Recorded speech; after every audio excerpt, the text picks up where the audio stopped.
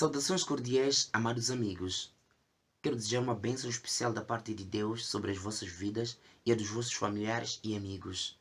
Chegamos à quarta lição da nossa série de atualizações proféticas sobre os eventos escatológicos ou simplesmente os eventos finais. E a lição número 4 tem como tema o decreto dominical. Antes de falar deste tema, convido-vos a orarem comigo. Vamos orar? Maravilhoso Deus que habita nos altos céus, queremos te agradecer em nome de Jesus Cristo por tudo que o Senhor tem feito por nós na nossa vida. Neste momento queremos estudar a sua palavra. Convocamos a presença do Espírito Santo para que nos possa instruir na sua palavra e que o seu Espírito nos seja por guia. Permita com que esta mensagem alcance os corações desejosos de ouvir esta mensagem. Que o Senhor também abençoe a todos aqueles que me estão a visualizar neste momento e que me visualizarão posteriormente. Que o seu nome seja exaltado por todos sempre em Jesus. Amém. Amados amigos, o decreto dominical, o que seria? Posso estar a falar diante de alguém que nunca teria ouvido falar a respeito. E posso estar também a falar diante de alguém que já teria ouvido falar sobre. Talvez a pessoa queira aprofundar mais o seu conhecimento a respeito deste tópico. Então, o que significa decreto dominical? Acompanhe-me no livro de Apocalipse, capítulo 10, no verso 1 e 2. O texto bíblico diz o seguinte: E vi outro anjo forte que descia do céu, vestido de uma nuvem, e por cima da sua cabeça estava o arco celeste, e o seu rosto era como o sol, e os seus pés como colunas de fogo, e tinha na sua mão um livrinho aberto, e pôs o seu pé direito sobre o mar e o esquerdo sobre a terra. Com base neste texto, conseguimos compreender que se faz aqui uma descrição de um ser majestoso, um ser magnífico, um ser superior que é Deus. Neste caso, é o próprio Jesus Cristo que é descrito aqui. O único que aparece na Bíblia, no livro de Apocalipse, em particular capítulo 5, com o livro na mão, o livrinho na mão, é Jesus. O único que aparece com um arco, lá em Apocalipse capítulo 4, o arco, não é, o que aparece no seu trono, é Jesus Cristo. O único que vem com as nuvens do céu, como diz o livro de Apocalipse capítulo 1, em particular o verso 7, é Jesus Cristo. O único que é apresentado na Bíblia como o sol da justiça é Jesus Cristo. Contudo, este Jesus que é descrito aqui, ele tinha os seus pés postos, o pé direito no mar, o pé esquerdo sobre a terra. O que significa esta posição de Jesus Cristo? Simples. Esta posição de Jesus Cristo significa a autoridade que ele tem sobre o mar e a terra. A autoridade que ele tem sobre todas as coisas. Contudo, a Bíblia nos apresenta no livro de Apocalipse capítulo 13 duas bestas, onde a primeira, está lá em Apocalipse capítulo 13, a partir do verso 1 até 10, sai do mar. A segunda, a partir do livro de Apocalipse capítulo 13, do verso 11 a 18, ela sai da terra. E estas duas bestas saem exatamente dos dois lugares onde Cristo tem os seus pés postos. Por que estas bestas saem desses lugares? Estas bestas saem destes lugares com o objetivo de poder desafiar a autoridade de Cristo. Este é o objetivo dessas duas bestas, de desafiar a autoridade de Jesus Cristo. Acompanhe-me em Apocalipse capítulo 13, no verso 1. A Bíblia diz o seguinte: E pus-me sobre a areia do mar, e vi subir do mar uma besta que tinha 7 cabeças e 10 chifres, e sobre os seus chifres 10 diademas, e sobre as suas cabeças um nome de blasfémia. O verso 2. E a besta que vira semelhante ao leopardo, e os seus pés como os de urso, e a sua boca como a de leão, e o dragão deu-lhe o seu poder, e o seu trono e grande poderio. Esta é a descrição da primeira besta. Esta primeira besta representa Roma, o sistema papal. Então, a segunda besta representa Estados Unidos da América, o sistema americano. Contudo, o que significa besta? Se formos a olhar para o livro de Daniel, capítulo 7, porque o livro de Daniel, capítulo 2 e capítulo 7, ou então encontramos lá a descrição, a predição dos impérios mundiais ao longo da história, onde o último império nos encontramos lá em Daniel capítulo 2, por exemplo, que é a parte dos pés, e em Daniel capítulo 7, e o último animal, o animal estranho, aquele que tinha 10 chifres. Então o que acontece? A Bíblia diz que besta é um animal. Sendo ela um animal, o que significa animal? Daniel 7, verso 3. Daniel 7, verso 3 e 4 diz o seguinte: E 4 animais grandes diferentes uns dos outros subiam do mar. Verso 4. O primeiro era como um leão e tinha asas de águia. Enquanto eu olhava, foram-lhe arrancadas as asas e foi levantado da terra e posto em pé como um homem e foi-lhe dado um coração de homem. Então o que significam estas bestas? O verso 17 esclarece de Daniel capítulo 7. Diz o seguinte: estes grandes animais que são 4, são 4 reis que se levantaram da terra. Por outras palavras, besta é animal, animal representa rei ou reino. No entanto, aqui, o animal do Apocalipse 13, a partir do verso 1 até 10, é Roma, o sistema papal. Enquanto o animal do Apocalipse 13, a partir do verso 11 a 18, é Estados Unidos da América. Então, como é que nós podemos entender as descrições disto? Estou a dizer simples. O livro de Apocalipse diz que eu vi uma besta que saiu do mar, que tinha 7 cabeças e 10 chifres. O que significam estas cabeças e o que significam estes chifres? Apocalipse capítulo 17, verso 9. Diz assim, no verso 9. Aqui o sentido que tem sabedoria. As 7 cabeças são 7 montes, sobre os quais a mulher está assentada. Verso 10. E são também 7 reis, 5 já caíram e um existe. Outro ainda não é vindo, e quando vier, convém que dure pouco de tempo. Com base nesta descrição, é possível compreender, eu gostaria de chamar a vossa atenção para este fato aqui, porque existem algumas pessoas que dizem que estas 7 cabeças representam os papas. Mas isto não é verdade. Não é verdade. Estas 7 cabeças representam os 7 impérios, os 7 reinos que perseguiram, que escravizaram o povo de Deus ao longo da história. Onde nós temos o primeiro, a Bíblia diz aqui que representam montes e representam reis ou reinos. Está claro, a Bíblia deixa muito bem claro este assunto. No entanto, quais são esses reis? Porque a Bíblia diz que um existe, não é? E o outro ainda não é vindo. E quando vier, importa que dure por pouco de tempo. O reino que se refere que existia refere-se àquele que estava em vigor nos tempos de João. Compreendam isto.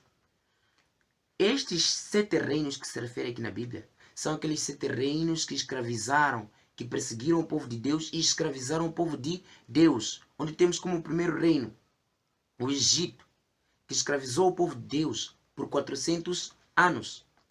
E depois temos o segundo reino, a Assíria.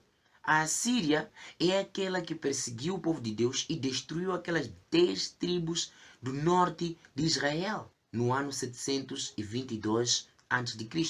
Depois da Assíria, nós temos Babilônia, que cativou o povo de Deus no intervalo de 70 anos. Aquelas últimas tribos, não é aquelas 2 tribos que haviam restado, aquelas tribos de Judá. Então, foram cativadas na Babilônia por 70 anos. Depois da Babilônia, nós temos o quarto reino. Qual é este reino? É o Império ou o Reino Medo-Pérsia. O Reino Medo-Pérsia, o que fez? Perseguiu o povo de Deus nos dias de Ester e Assuero. E depois de Medo-Pérsia, nós temos a Grécia. A Grécia profanou o templo dos judeus através de Antíoco e Epifânio. E depois da Grécia, nós temos o Império Romano, na sua primeira fase, não é? Que é a fase pagã. Porque em 476, o Império Romano teve a sua queda e passou a ascender o Império Romano Papal. Então, João, quando diz existe, se referia ao Império Romano pagão que estava a vigorar nos seus tempos. Então, a partir de 476, quando o Império Romano pagão teve a sua queda, passou a vigorar o Império Romano Papal. Então, por outras palavras, estou a dizer o seguinte, que o último imperador que teria governado no Império Romano Pagão foi o Rômulo Augusto. E em 476, quando houve a queda do Império Romano Pagão, 476 depois de Cristo, porque afinal de contas o Império Romano Pagão foi o que matou a Jesus Cristo, crucificou a Jesus Cristo. Então, quando sai de cena o Império Romano Pagão, ascende o Império Romano Papal, neste caso o Império Religioso, porque os papas são automaticamente líderes, não é? Religiosos. E o Apocalipse continua a dizer o seguinte: aquela besta tinha também 10 chifres. Os 10 chifres, há um paralelismo que nos encontramos aqui do Daniel capítulo 2, porque Daniel capítulo 2 e Daniel capítulo 7 apresentam ou então fazem a predição dos impérios mundiais. Só que 2 foi dado a um rei que não conhecia Deus, não é? E Daniel 7 foi dado ao próprio Daniel, que era o profeta de Deus. Então, em Daniel capítulo 7 e capítulo 2, nós encontramos, por exemplo, aquela parte dos pés que estava dividida em 10 dedos. E depois temos aquele último animal estranho que tinha 10 chifres. Aqueles chifres todos representam os 10 reinos da Europa dividida. É exatamente isto que aqueles chifres representam, porque a Bíblia diz que chifre é rei ou reino. Só para mostrar de forma evidente que a profecia ela é comprovada pela história. E nós, como adventistas do sétimo dia, nós seguimos a corrente historicista. Existem, na verdade, quatro correntes, não é? 4 escolas. Tem a primeira preterista, que deixa tudo para o passado. Tem a futurista, que deixa tudo para o futuro. Tem a idealista, que está pautada pela razão, mas não se difere tanto da futurista. E tem a última, que é a escola historicista. É aquela que comprova os eventos, que tem como foco principal a história. Que os eventos são comprovados ao longo da história. São comprovados ao longo da história. Não deixa as coisas no passado e nem lança para o futuro, mas comprova as coisas enquanto os acontecimentos vão decorrendo. É exatamente assim como nós nos pautamos, né, como adventistas. Esta é a corrente que a gente segue. Então, o Apocalipse capítulo 13, verso 2, apresenta aqui a descrição, uma similaridade, alguns traços que a primeira besta possuía. A Bíblia diz que a besta era semelhante ao leopardo, e os pés como os de urso, e a sua boca como a de leão.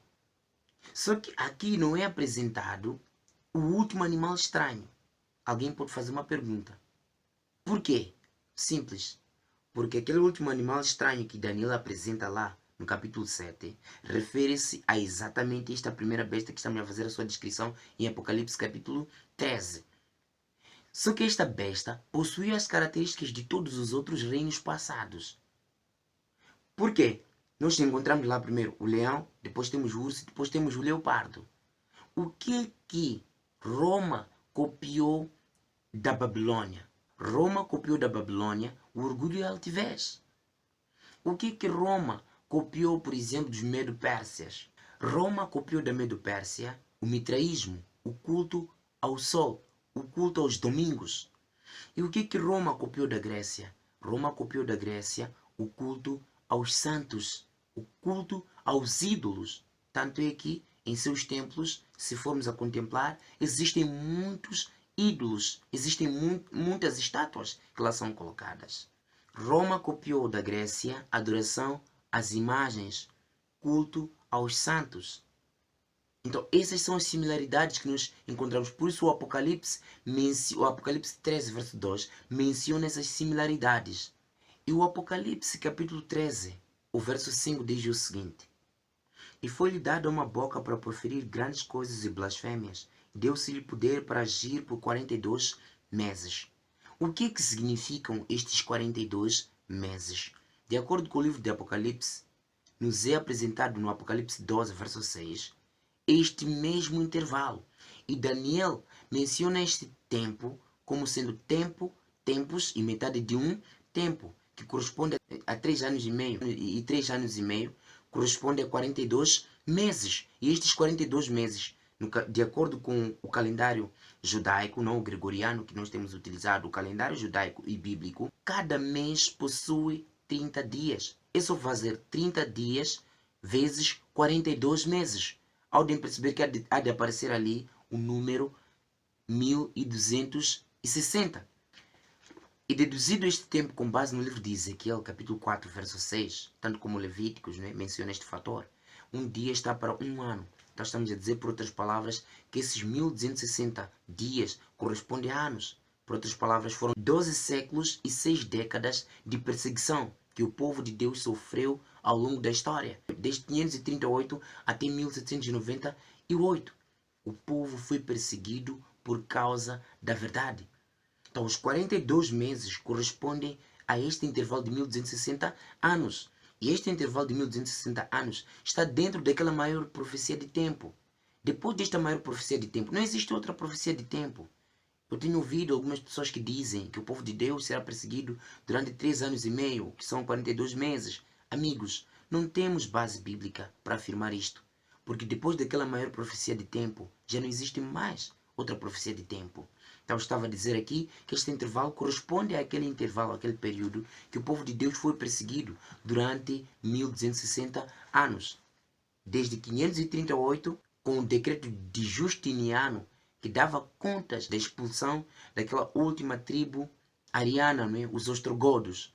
Enquanto em 1798, nos encontramos a prisão do Papa Pio VI, pelos soldados Berthier e Sirvani, que foram dados à ordem por Napoleão Bonaparte.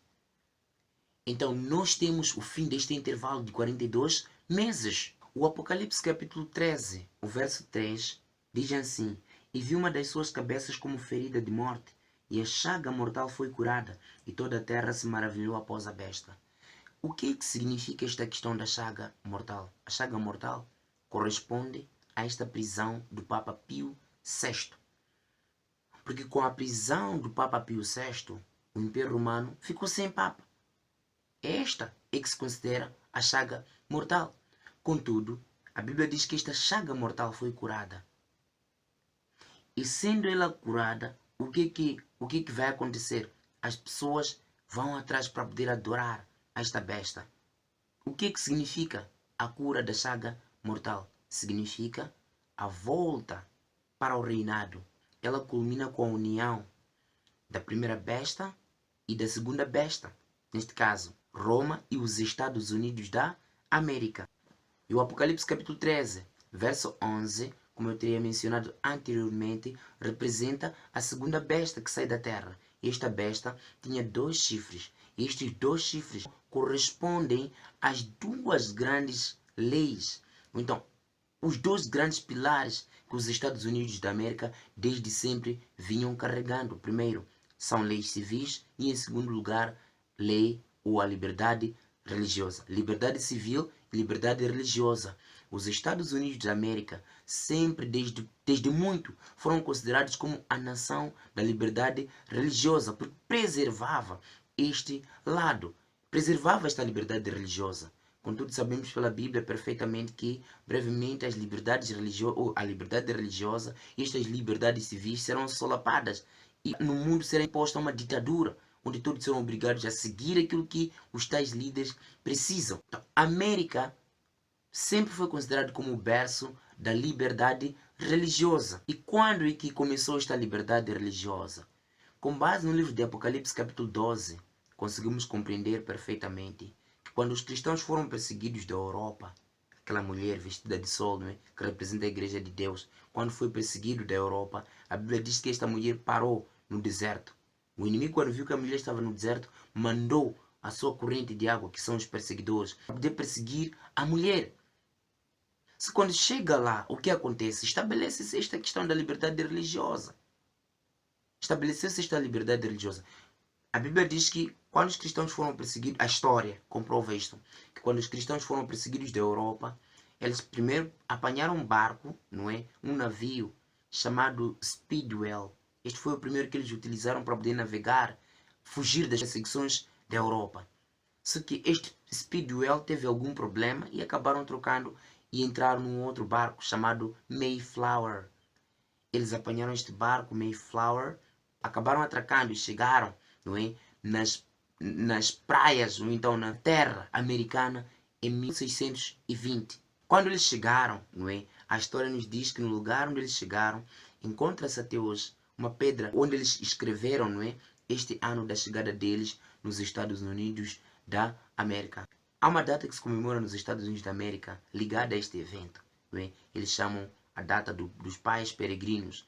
Então, o lugar onde eles se estabeleceram, eles acabaram dando o nome de Plymouth. Então, chegamos ao ponto de poder abordar o decreto dominical de forma específica. Os Estados Unidos da América são os que se encarregarão de levar as pessoas a adorar a primeira besta.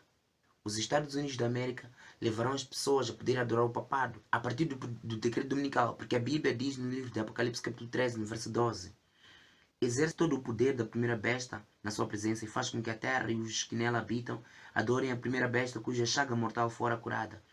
Exerce todo o poder que a primeira besta também exerce. Então, os Estados Unidos da América vão levar as pessoas a adorar o papado a partir deste decreto dominical.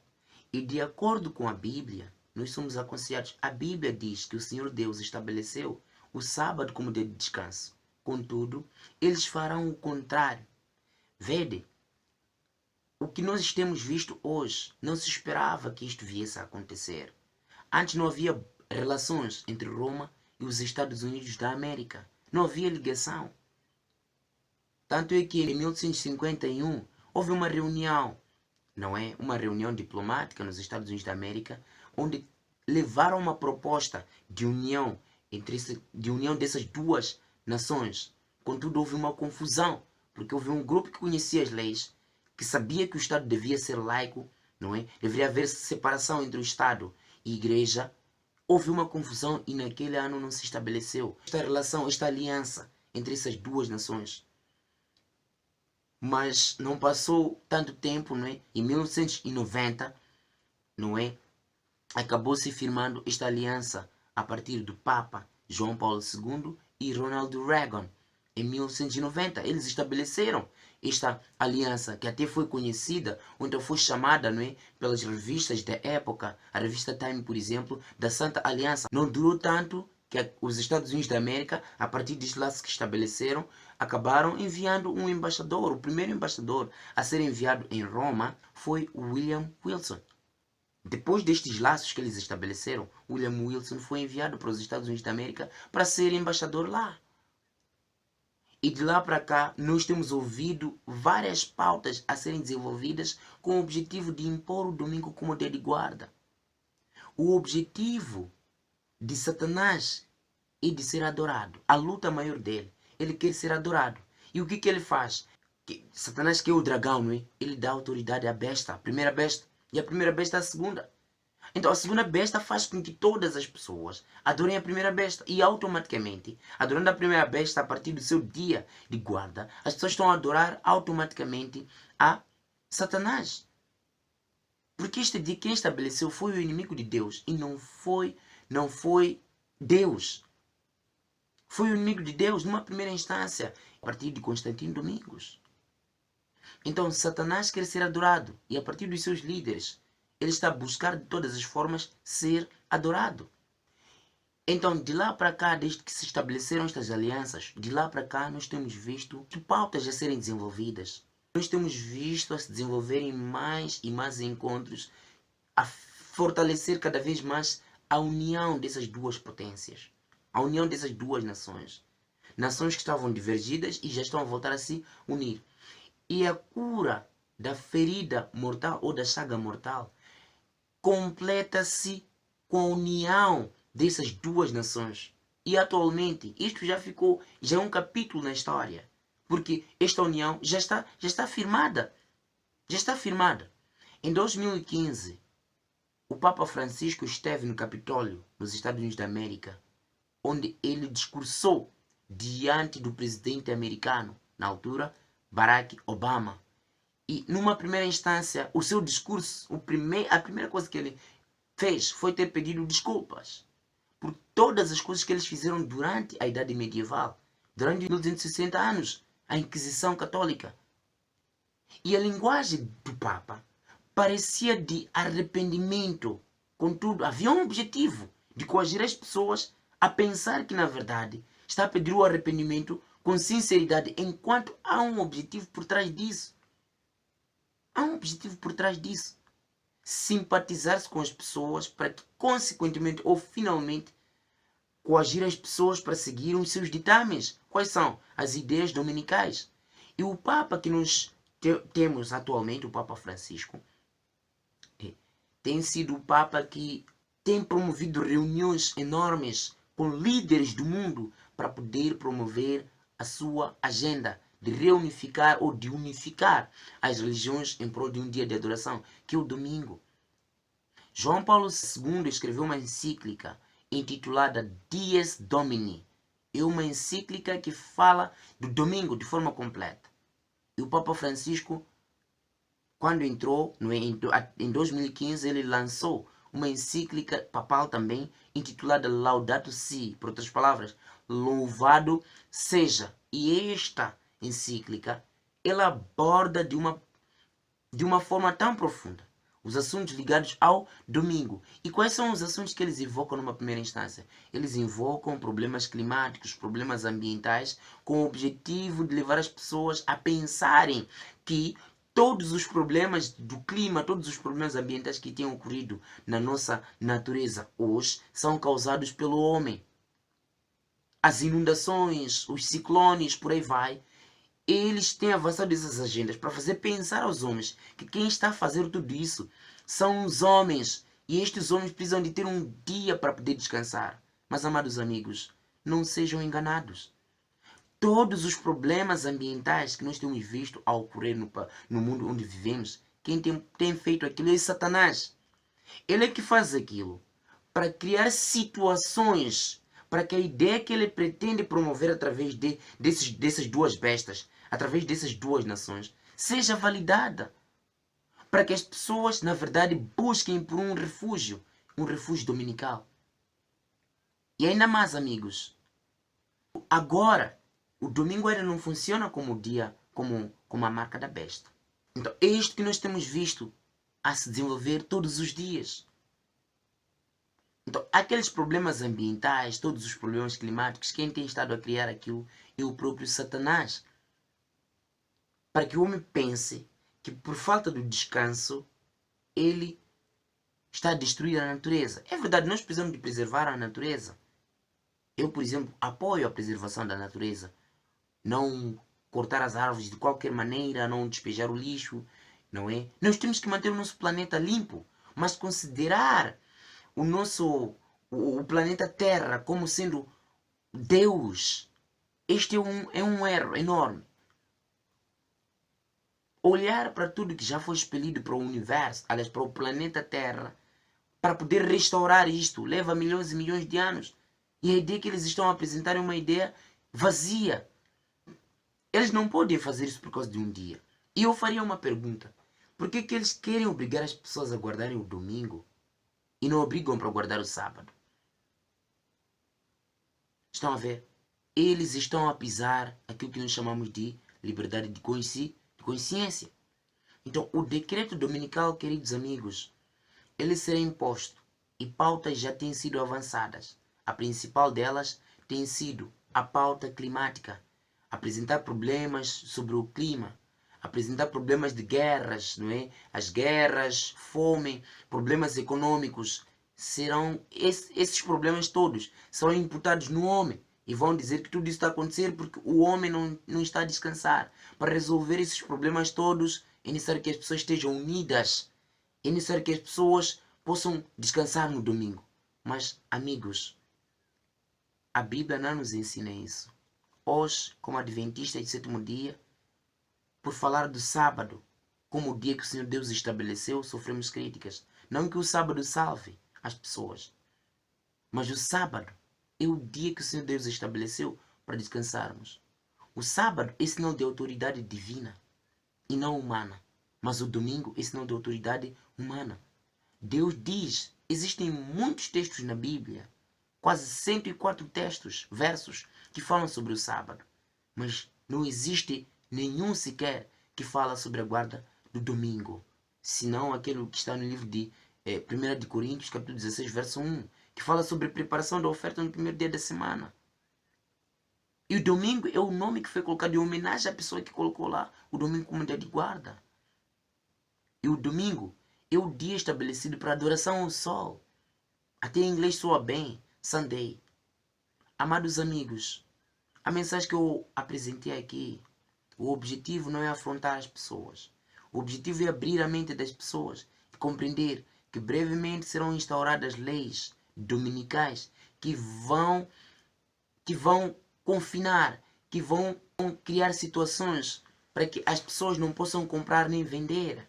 Porque quando a lei dominical for imposta, as pessoas serão impedidas de comprar e vender. O livro do Apocalipse, capítulo 13, verso 16, diz o seguinte: E faz com que todos, pequenos, grandes, ricos e pobres, livres e servos, lhes seja posto um sinal na sua mão direita ou nas suas testas,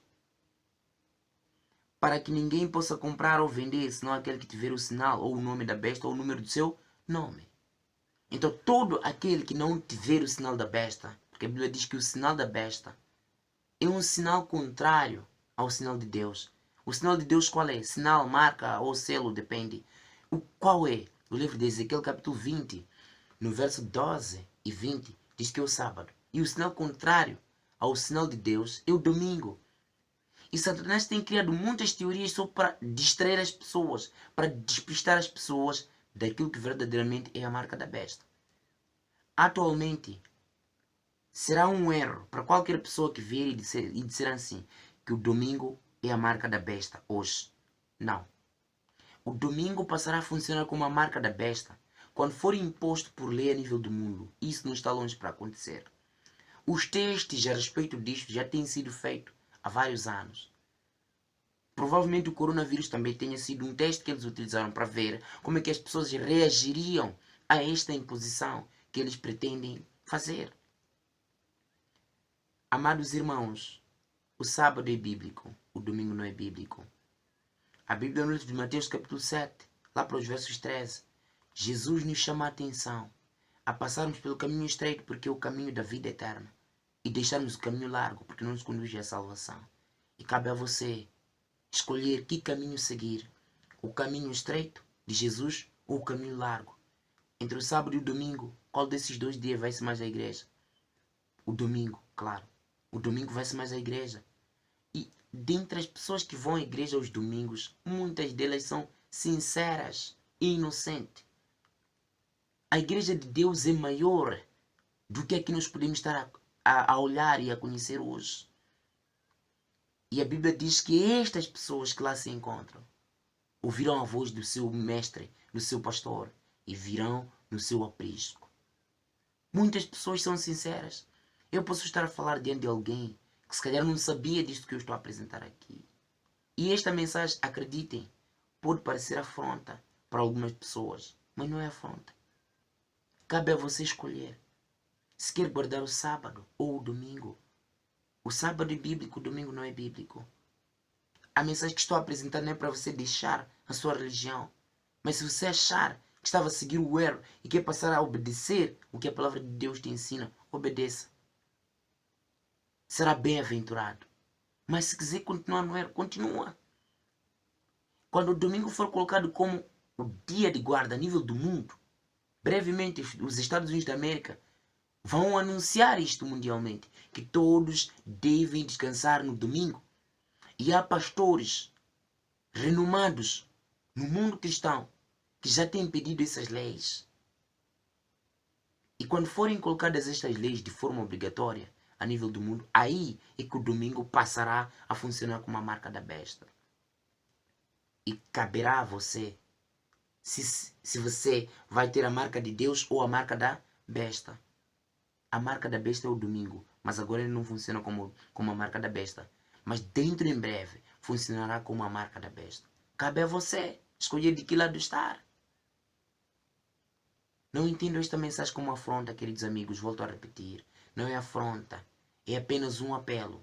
E cada um, quero convidar a todos vocês, que cada um possa ir verificar sozinho na Bíblia, para ver se na verdade a Bíblia ensina isto ou não.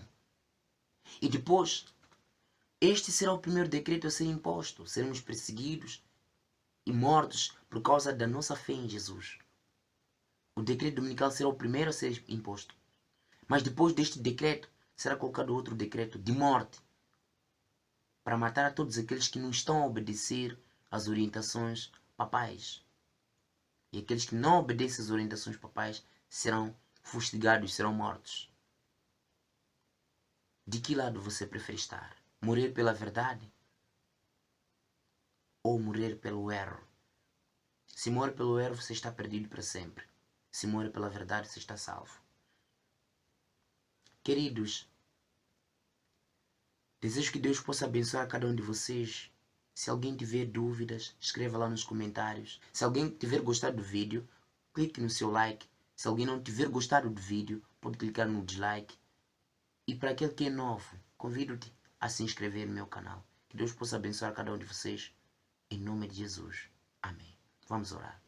Maravilhoso Pai, obrigado por teu amor. Vimos a sua mensagem. Ouvimos que brevemente serão impostas leis dominicais no mundo. Querido Pai, queremos te pedir que o Senhor possa nos ajudar a escolhermos o lado certo. Que o seu lado, observando a sua lei, incluindo o sábado. E deixarmos de seguir leis humanas, que são tradições dos homens, com o seu domingo. Quero te pedir que o Senhor possa ajudar aos meus irmãos que me estão a ver neste momento, que possam compreender da melhor maneira, que tomem a decisão de seguir a Ti, ó Pai. Clamo, confio nos seus méritos, Jesus. Em nome de Jesus, amém. Muito obrigado, amados amigos. Que Deus vos possa abençoar. Amém.